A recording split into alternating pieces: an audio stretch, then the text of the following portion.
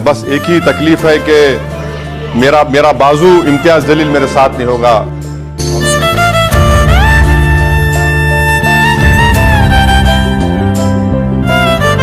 उम्मीद करते हैं दोस्तों आप सब खैरियत से होंगे। आपको पता है अच्छी तरीके से कि लोकसभा चुनाव का 4 जून गुजर चुका है, रिजल्ट आ गया है, लेकिन उसमें से कई कद्दावर नेता जो अब एमपी नहीं रहे, अब वो पूर्व एमपी बन चुके हैं, जिनसे लोगों को काफी उम्मीदें थी, काफी उमंग थी कि लोग उन्हें फिर से सांसद बनाएंगे, क्योंकि वो ईमानदारी पूर्वक अपना काम को अंजाम दे रहे थे। लेकिन अब वो सांसद नहीं रहे, पूर्व सांसद बन चुके हैं। जी हाँ, अब मैं मुद्दे पे आ रहा हूँ। फिलहाल उनका नाम AIMIM से है, इम्तियाज जलील साहब, जो औरंगाबाद के सांसद हुआ करते थे। अब वो औरंगाबाद से पूर्व सांसद हो चुके हैं, वहां पे कोई और जीत चुके हैं।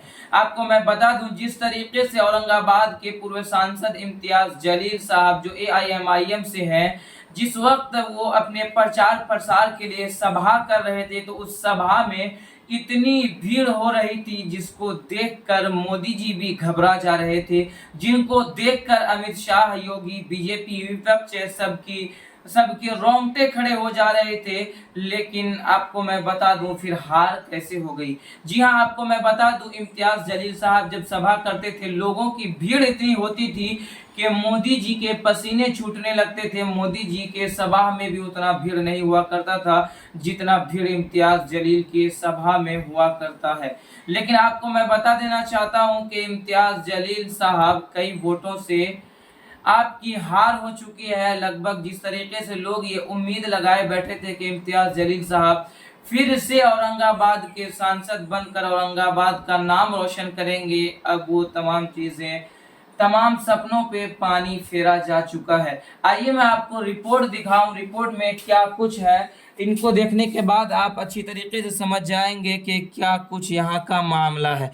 देख सकते हैं भुमरे संदीप, इनको जो है 1,34,650 वोट प्लस हुआ है, यानी 1,34,650 वोट से ये जीते हैं भुमरे। उसके बाद आपको मैं बता दूं, अब यही समझ जाइए, अब इम्तियाज जलील साहब जो हैं ये 1,34,650 वोट से हार हुई है इनकी, ये हार चुके हैं। अब आपको मैं बता देना चाहता हूँ, ये शिवसेना से आते हैं, ये ऑल इंडिया मजलिस इत्तेहादुल मुस्लिमीन के उम्मीदवार थे। 1,34,650 वोट से इनकी हार हुई है। लेकिन इम्तियाज जलील साहब, इनमें आपको कई चेहरे दिख रहे होंगे, आप अच्छी तरीके से समझ सकते हैं, जो कि मुस्लिम चेहरे, जैसे अफसर खान साहब को देख सकते हैं। अब आपको मैं और भी दिखाना चाहता हूँ, अब्दुल अजीम साहब को देख सकते हैं। अब आपको और भी मैं दिखाना चाहता हूँ, शायद और भी मुस्लिम चेहरे यहाँ पे हों, उन लोगों को मैं दिखा दूँ आपको। ये 2 चेहरे हैं। तो आपको मैं बता देना चाहता हूँ, इसमें से कई बड़े चेहरे भी देख सकते हैं। चंद्रकांत खैरे साहब, ये भी 1,82,680 वोट से इनकी हार हुई है, तीसरे नंबर पर आए हैं। दूसरे नंबर पर इम्तियाज जलील साहब आए हैं।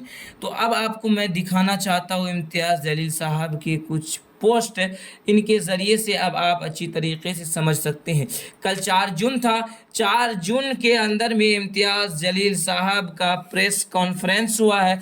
प्रेस कॉन्फ्रेंस में इम्तियाज़ जलील साहब के साथ में कई सवालात किए गए हैं। जी हाँ, आप इस बात को समझ जाइए कि कई सवाल इम्तियाज़ जलील साहब के साथ किए गए हैं, जिसमें से सवाल ये भी रहा है कि इम्तियाज़ जलील साहब के सभा में जितने लोग इतना ज़्यादा हुआ करते थे, लेकिन आज इम्तियाज़ जलील साहब की हार हुई है।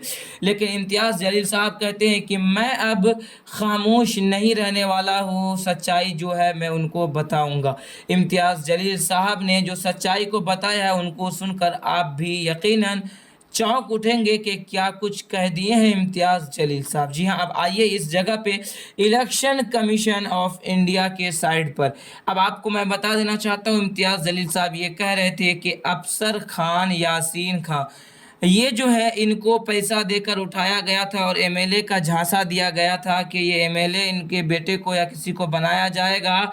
इस वजह से ये उठा, और उठने के बाद देख सकते हैं आप कितना 69,266 वोट काट चुके हैं ये।